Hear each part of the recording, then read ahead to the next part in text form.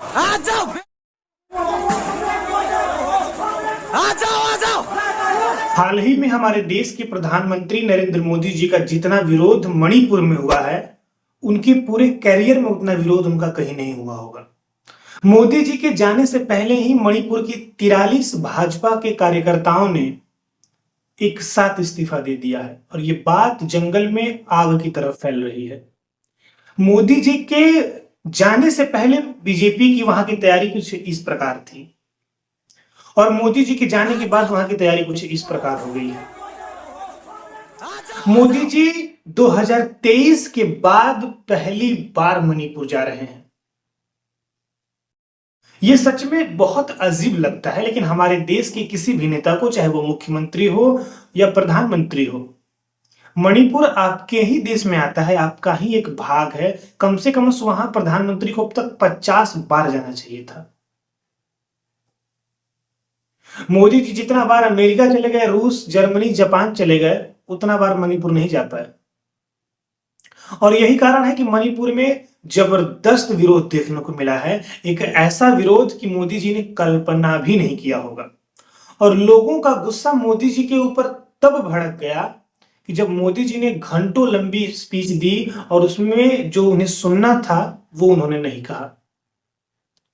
वहां के लोगों को लगा कि मोदी जी अभी भी मैनिपुलेट कर रहे हैं, बातों को, मुद्दों को भटकाने का काम कर रहे हैं, जो सच मुद्दा है वो नहीं दिखा रहे हैं। और यही कारण है कि नरेंद्र मोदी जी का इतना बड़ा विरोध हुआ है। एक समय हुआ करता था कि नरेंद्र मोदी जी की पॉपुलैरिटी दुनिया के सबसे फेमस लीडर में होती थी, but now days it completely changed. अब वो बदल गई है। जितना आसानी से बीजेपी के लोग या बीजेपी पार्टी के जो कार्यकर्ता हैं, जो नेता हैं, हिंदी पट्टी में लोगों को मूर्ख बना सकते हैं, हिंदी पट्टी में उत्तर प्रदेश, महाराष्ट्र, बिहार, झारखंड, छत्तीसगढ़, राजस्थान, ये इलाके आते हैं, उतनी आसानी से वो मणिपुर में लोगों को मैनिपुलेट नहीं कर पाए।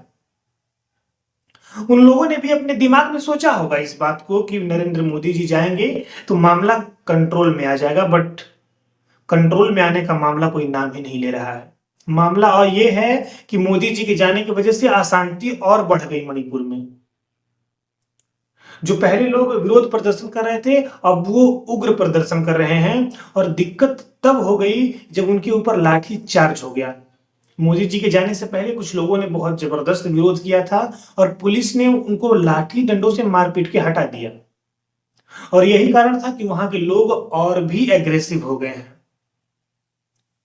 तो वही कहा जाता है कि समय रहते अपनी गलतियों को सुधार लेना चाहिए ताकि बाद में पछताने का भी मौका ना मिले।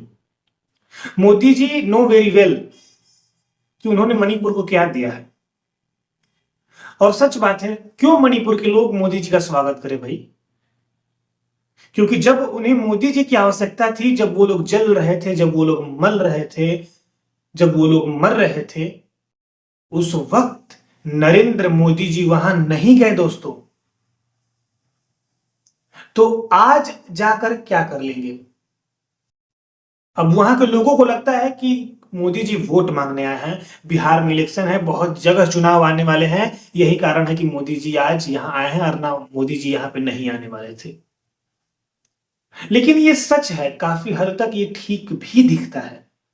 लोगों का मानना गलत नहीं है, क्योंकि इलेक्शन टाइम में मोदी जी थोड़े एक्टिव लग रहे हैं, वरना अभी तक उनको मणिपुर में कई बार चले जाना चाहिए था। बाकी आप क्या सोचते हैं कमेंट में जरूर बताइएगा और बिना बताए जाइएगा मत।